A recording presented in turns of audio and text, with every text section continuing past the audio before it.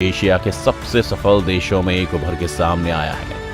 आपको ये बात तो पता ही होगी कि एक वक्त था कि जब बांग्लादेश पाकिस्तान का सबसे गरीब इलाका था और उसे पूर्वी पाकिस्तान के नाम से भी जानते थे, जिसके बाद इसे 1971 में आजादी मिली।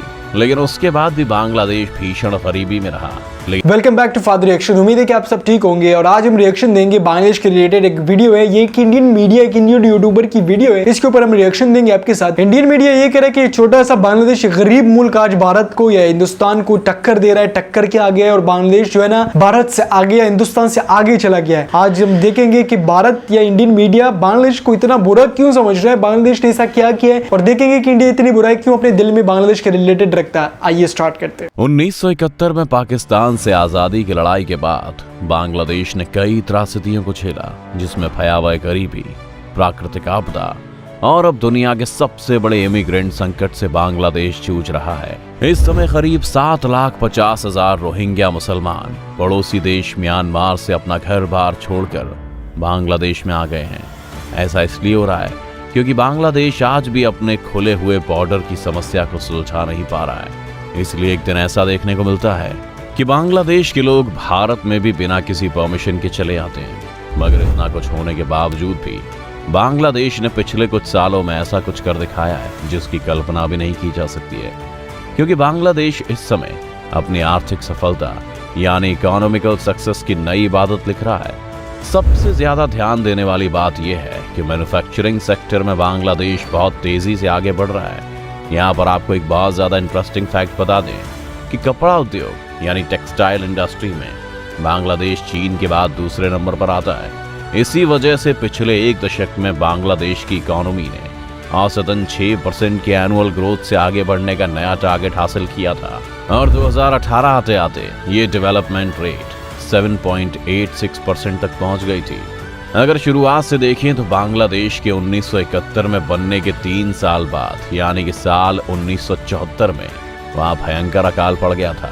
लेकिन उसके बाद बांग्लादेश ने अपनी तस्वीर इस तरह से बदली कि 16.6 करोड़ से ज्यादा की आबादी वाला बांग्लादेश आज फूड प्रोडक्शन के मामले में पूरी तरह से आत्मनिर्भर बन चुका है। और यहाँ सबसे ज्यादा गौर करने वाली बात यह है कि 2009 से बांग्लादेश में प्रति व्यक्ति आय 3 गुना हो गई है। साल 2019 में बांग्लादेश की प्रति व्यक्ति आय $1750 तक पहुंच गई थी। हालांकि ये सच है कि बांग्लादेश में बड़ी संख्या में लोग गरीबी में जीवन बसर कर रहे हैं, लेकिन विश्व बैंक के आंकड़ों की माने तो पहले बांग्लादेश में हर रोज सिर्फ 100 रुपए में अपना जीवन चलाने वाले कुल 19% लोग थे। लेकिन अब ये आंकड़ा 9% ही रह गया है। इसका मतलब ये हुआ कि बांग्लादेश में गरीबों की संख्या में भी तेजी से कमी हो रही है।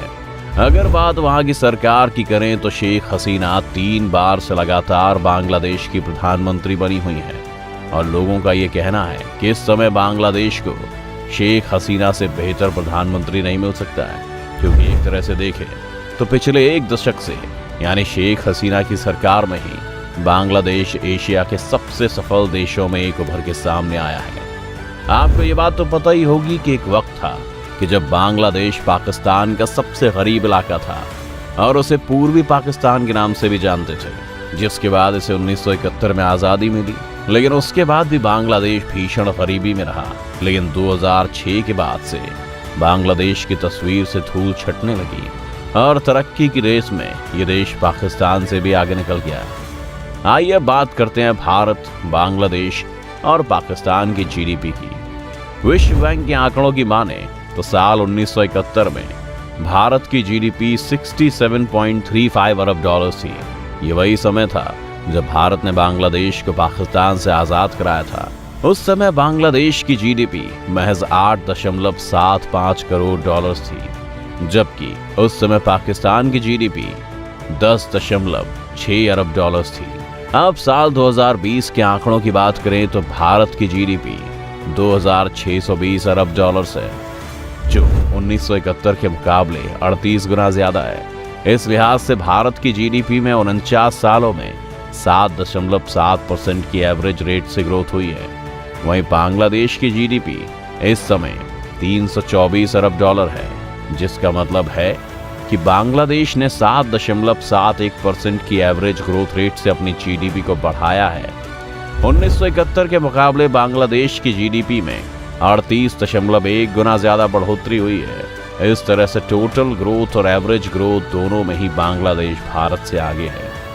वहीं दूसरी ओर पाकिस्तान, जिससे बांग्लादेश अलग हुआ था, उसकी जीडीपी में 6.68% की एवरेज ग्रोथ हुई और 1971 के मुकाबले पाकिस्तान की जीडीपी महज 23 गुना ही बढ़ सकी। अभी पाकिस्तान की कुल जीडीपी 314 अरब डॉलर के स्तर पर पहुंच गई है और इस तरह से देखा जाए तो बांग्लादेश ने जीडीपी ग्रोथ के मामले में भारत को पीछे छोड़ दिया है और पाकिस्तान को तो बहुत पीछे छोड़ दिया है। और अगर जनसंख्या की बात करें तो बांग्लादेश की आबादी 1.1% की दर से हर साल बढ़ रही है, जबकि पाकिस्तान की आबादी 2% की दर से बढ़ रही है। इसका मतलब ये भी है कि पाकिस्तान की तुलना में बांग्लादेश में प्रति व्यक्ति आय भी तेजी से बढ़ रही है। अगर एक आंकड़े के आधार पर आपको बताएं तो भारत में भले ही डीमोनेटाइजेशन के बाद लोग डिजिटल पेमेंट में भरोसा करने लगे हैं, लेकिन बांग्लादेश में ऐसा कुछ हुए बिना ही वहां के लोगों में डिजिटल पेमेंट की आदत लग गई है। विश्व बैंक के आंकड़ों के अनुसार 2017 में बांग्लादेश में जिन लोगों का बैंक खाता है उनमें से 34.1% लोगों ने डिजिटल पेमेंट करना सही समझा, जो कि पूरे साउथ एशिया देशों में सबसे ज्यादा था। उस साल साउथ एशिया में एवरेज 27.8% बैंक अकाउंट वाले लोग ही डिजिटल पेमेंट को अपना रहे थे। इसके अलावा एक और फैक्टर जो बांग्लादेश की अर्थव्यवस्था को लगातार मजबूत बना रहा है वो है एनआरआईज। बांग्लादेश की अर्थव्यवस्था में विदेशों में काम करने वाले करीब 25 लाख बांग्लादेशियों की बड़ी भूमिका है। विदेशों से ये जो पैसा कमाकर भेजते हैं उनमें हर साल 18% की बढ़ोतरी हो रही है और 2018 में ये कमाई 15 अरब डॉलर तक पहुंच गई थी। बांग्लादेश की सफलता में रेडीमेड कपड़ा उद्योग की सबसे बड़ी भूमिका मानी जाती है। यहाँ से बांग्लादेश के लोगों को सबसे ज्यादा रोजगार मुहैया होता है। डेटा के अनुसार कपड़ा उद्योग से बांग्लादेश में 40.5 लाख लोगों को रोजगार मिला हुआ है। साथ ही 2018 में बांग्लादेश के कुल निर्यात में रेडीमेड कपड़ों का योगदान तकरीबन 80% रहा। कहा जा रहा है कि बांग्लादेश बड़े शांत तरीके से अपनी काया पलट कर रहा है और सबसे ज्यादा ये देखने को मिल रहा है कि महिला प्रधानमंत्री की छवि की वजह से यहाँ विमेन एम्पावरमेंट भी तेजी से हो रहा है। साथ ही ये बात भी काफी हैरान करने वाली है कि बांग्लादेश में एक व्यक्ति की औसत उम्र 72 साल हो गई है, जो कि भारत के 68 साल और पाकिस्तान के 66 साल से बेहतर ही है। इस तरह देखें तो भले ही गरीबी और पिछड़ेपन से बांग्लादेश जूझ रहा है, लेकिन उसकी बढ़ती हुई अर्थव्यवस्था और पाकिस्तान से उसकी हर मामले में बेहतर स्थिति ये बात बयां करती है कि इस दशक के अंत तक बांग्लादेश साउथ एशिया का सबसे डेवलप देश होकर निकलेगा। इसके लिए बांग्लादेश को अपने यहाँ एफडीआई और विदेशी इन्वेस्टमेंट के लिए बेहतर सर्विस प्रोवाइड करनी पड़ेगी, जिसके लिए सबसे पहले अपने बॉर्डर को हर तरफ से इतना मजबूत करना पड़ेगा कि कोई भी इस पार से उस पार अवैध रूप से आ जा ना सके। लेकिन यहाँ ये बात क्लियर कर देनी चाहिए कि बांग्लादेश का भारत से पूरी तरीके से कंपैरिजन नहीं हो सकता है, क्योंकि भारत में करीब 130 करोड़ लोग रहते हैं, जबकि बांग्लादेश में महज 20 करोड़ के आसपास ही लोग होंगे। इन सब के बावजूद बांग्लादेश का प्रदर्शन सराहनीय है। आपका बांग्लादेश के डेवलपमेंट और ग्रोथ पर क्या राय है, आप हमें कमेंट करके बता सकते हैं। अगर आज की वीडियो आपको पसंद आई हो तो वीडियो को लाइक करने के साथ साथ अपने दोस्तों और रिश्तेदारों के साथ शेयर जरूर कर दें। अगर आप ये वीडियो यूट्यूब पर देख रहे हैं तो चैनल को सब्सक्राइब करके बेल आइकन दबा दें, और अगर आप फेसबुक पर ये वीडियो देख रहे हैं तो फेसबुक पेज को जल्दी से लाइक करें।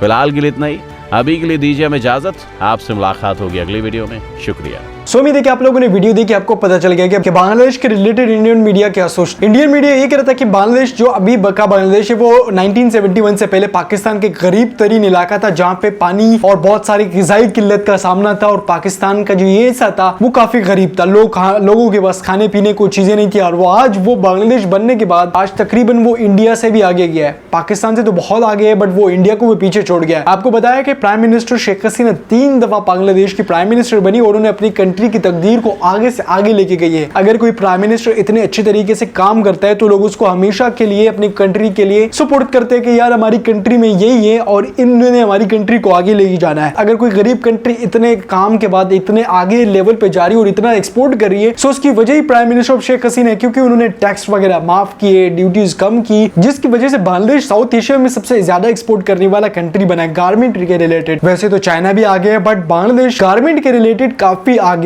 उसने इंडिया को भी पीछे छोड़ दिया, पाकिस्तान को भी पीछे छोड़ दिया। अब हम ये कह सकते हैं कि यार बांग्लादेश जो एक हिस्सा था पाकिस्तान का, तो वो कह सकते हैं कि यार उस टाइम के हुक्मरानों ने भी इस जगह पे मेहनत नहीं की और जिसकी वजह से ये बांग्लादेश जो है ना वो काफी करीब था। जब ये आजाद हुआ पाकिस्तान से और पाकिस्तान की आजादी के बाद ये एक खुद मुख्तार कंट्री बना। कंट्री बनने के बाद काफी सारे लोग आए, इसमें हुक्मरानी की और अभी प्राइम मिनिस्टर शेख हसीना है। शेख हसीना इनकी प्राइम मिनिस्टर है जो 3 दफा इलेक्ट हुई है और उसके बाद वो अभी तक लगातार अपनी काम को सरअंजाम दे रही है, जिसकी वजह से बांग्लादेश आज सारी एशियाई कंट्रियों को छोड़ दी है। जो सबसे एंड में आजाद हुई है बांग्लादेश कंट्री, वो आज सबसे ज्यादा आगे जा रही है। अगर वीडियो अच्छी लगी है तो लाइक करें, शेयर करें, चैनल को सब्सक्राइब करें।